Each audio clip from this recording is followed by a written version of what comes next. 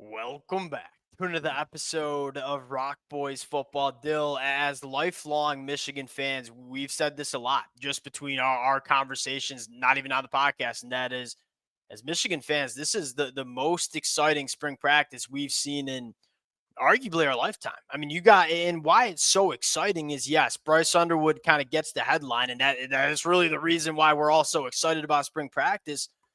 Dill, do not forget about some of these other true freshmen that are coming into this Michigan program. Want to have a conversation kind of highlighting some other freshmen to watch during spring practice that, I think have the opportunity to really emerge as difference makers for this Michigan team going into 2025. We're going to have a talk about freshmen for Michigan. We're not going to talk about Bryce Underwood, and it's not the boys sleeping on Bryce Underwood. Trust me, the boys aren't. We've talked a lot about Bryce Underwood. We will continue to talk a lot about Bryce Underwood, but I do want to give some love to some of these other freshmen that really do have a shot to be difference makers for Michigan. Fired up to get into it before we do, and as always, and part of the reason it's so fun to do this for Michigan is, one, the boys are Michigan fans, but just as importantly, the Michigan fans who are checking this out, we know y'all are pretty in touch with the recruiting trail and pretty in touch with some of these new faces coming in. Let it fly in the comment section. We picked 5 guys that we have our eyes on. There's a couple other names that you certainly could include. So let it fly. Appreciate you guys. If y'all do enjoy the content, consider subscribing to the channel. A lot to talk about from spring practice to the recruiting trail over the next couple of weeks. Appreciate you guys rocking with it. Dill, without further ado, let's give some love to a guy that we probably haven't talked about since he committed to Michigan. 3-star wide receiver Jamar Broder. It kind of got slept on for one, didn't have the highest recruiting ranking next to his name when he committed to Michigan. He also committed to Michigan, kind of during the time period Bryce Underwood committed to Michigan. So it was kind of a guy that flew under the radar. What fascinates me the most about Jamar Broder is this is a skill set, a body type that we just don't have very much of in this Michigan pass catcher room going into 2025. You're talking 6'5", 210. The only wide receiver that really comes close to the size that Jamar Broder has that's going to go through spring practice is what? Probably Donovan McCulley. With Chip Lindsey coming in, with Bryce Underwood in this offense, you are going to see Michigan try to push the ball vertically down the field more. It just wasn't part of Michigan's offense in 2024. Yes, it had to do with the play calling, lack of quarterback play, and quite frankly, maybe lack of these kind of wide receivers that can work vertically down the field. Jamar Broder offers a skill set that I think Michigan is desperately looking for going into 2025. What excites you the most about Jamar Broder heading into spring practice here? And you kind of said it, like there is a niche for him on this team where it Yes. does seem perfectly carved. Because again, like obviously with what Chip Lindsey wants to do and be able to take full advantage of what Bryce Underwood can do, you need some wide receivers. And frankly, wide receivers who Michigan hasn't had probably since Nico Collins, who can stretch the field and make Ooh. contested catches and be physical at the catch point. Like again, Cornelius Johnson might have been like towing the line of that, but he never was like dominant in terms of doing it. He never was striking fear in other teams. Jamar Browder, he's going to have a shot to do it. So again, that's like, can he probably broaden his skill set out a little bit more is probably what you'll look for. Because yeah, it's nice to have that kind of like a part of your game, but your other parts of the game in the other route or kind of broadening that route tree, if you will, probably does need to take place in spring if he's going to get on the field. I'm with the Nico Collins comp to Jamar Broder. And I don't know if you necessarily meant it, but that's kind of what you're looking for from Jamar No, Broder over the it next is couple of though. So years. like, yeah, and Michigan needs somebody who can do that, and they haven't had it in And 5 to 6 speak years. to your one trade, and that's a fair point about Jamar Broder is right now from what we saw from him on the senior year film, it's a little bit of a one-trick pony, right? So it's a big body that wants to work vertically. It's not a very multi-dimensional route tree that Jamar Broder has. The thing is, I think that's okay for a freshman. Like, hey, we you're going to serve one purpose maybe as a freshman, but if you can bring it to at a high level,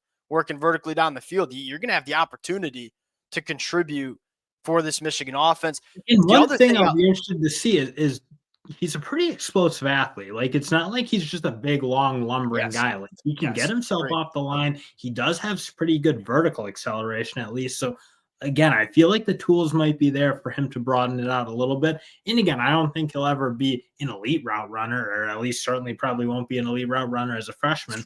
but it's Agreed. probably got to be good enough to be at least like keep teams honest, because it is really tough to just play as like, oh, if he's on the field, you kind of know what he's going to do.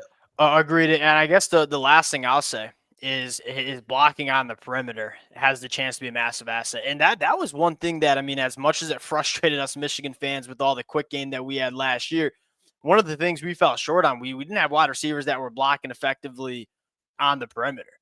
Jamar Broder, I think, is the biggest pass catcher that we have in this room. He could be an asset blocking on the perimeter as well, which is something that when, you talk about freshmen trying to get on the football field, those small things matter in terms of getting your butt on the football field. Jamar Broder might be able to do that at a high level.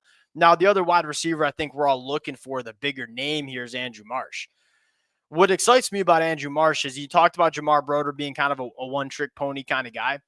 Andrew Marsh is the opposite. This is about as multidimensional as it gets. And what I think separates Andrew Marsh is you're looking at, arguably, as a true freshman, one of the cleanest route runners that we have on this football team. And we need guys that can get open in a multitude of different ways, especially when you're working with the freshman quarterback. To me, Andrew Marsh, in all the different ways that Michigan can potentially use this kid, I think gives him a chance to get on the field as well.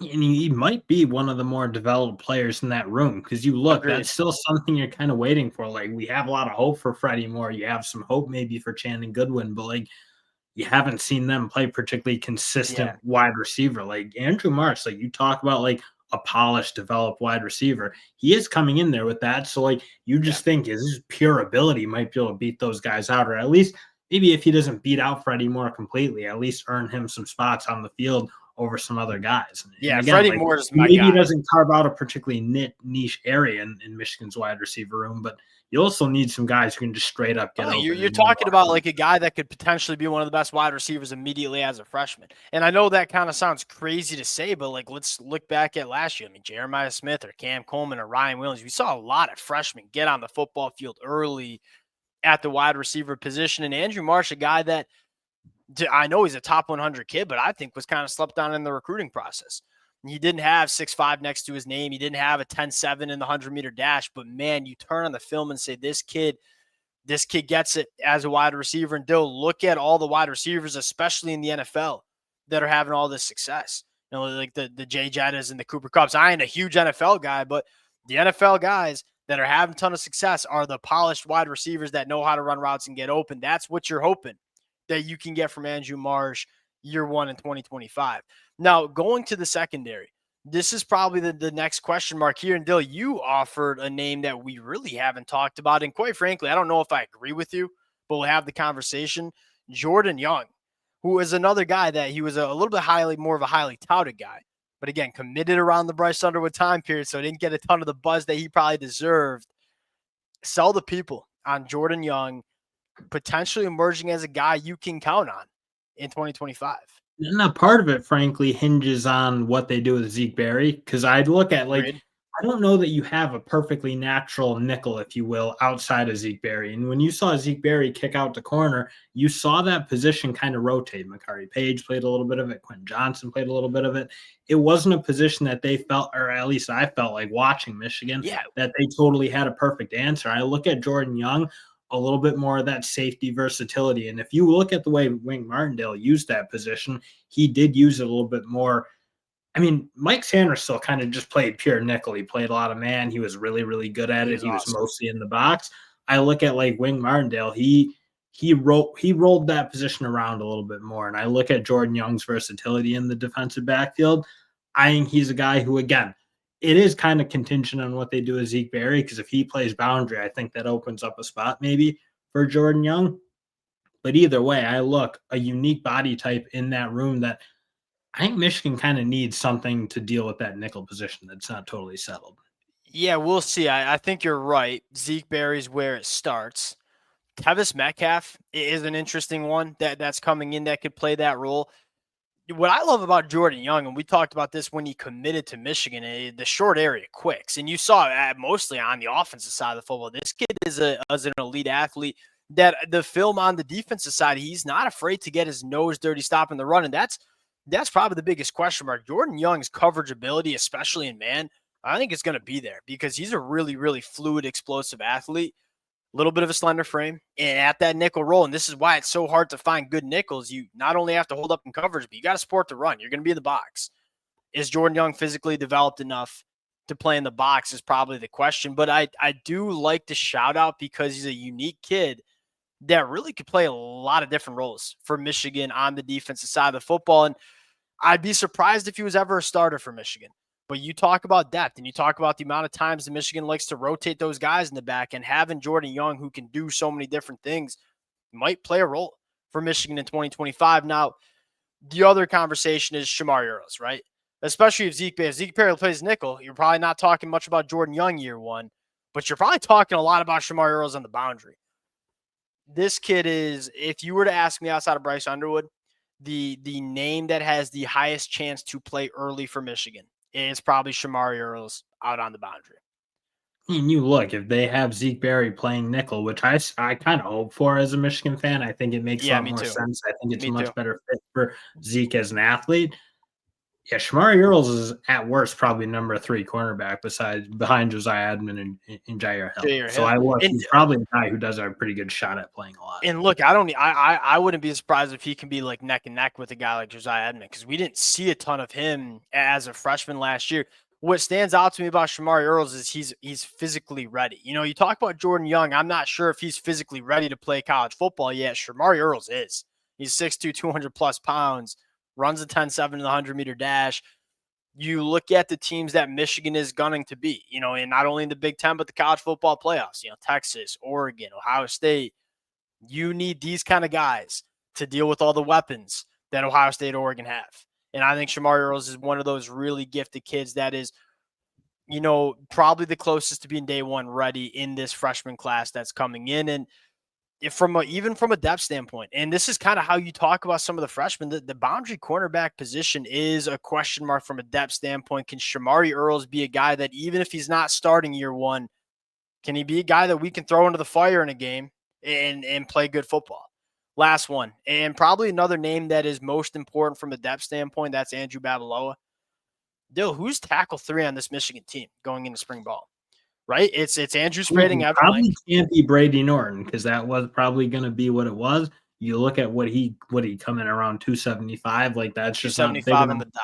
That's not big enough to play tackle in the Big Ten if you're going to try to go like win at the level I think Michigan's expecting to win. And especially when you look at what Michigan wants to do on the offensive line, we want a road grade, man. And Andrew Babaloa, I was saying, we both agreed. We saw a spring practice picture of Andrew Babaloa. Dude looks like a Big Ten. He looks freaking good. And I can't remember the last time Michigan had a tackle with the traits that Andrew Babaloa has. Now, with Andrew, and obviously Ty Haywood's going to be in this conversation when he comes in the summer, because Ty Haywood, as a polished offensive lineman, is probably further along technically than Andrew Babaloa. If you can polish up the technique for Andrew, the sky is the limit. I mean, basketball background, tremendous fluid athlete with 36-inch arms that's filling out the frame, and I trust it's going to even get more filled out as we roll into 2025.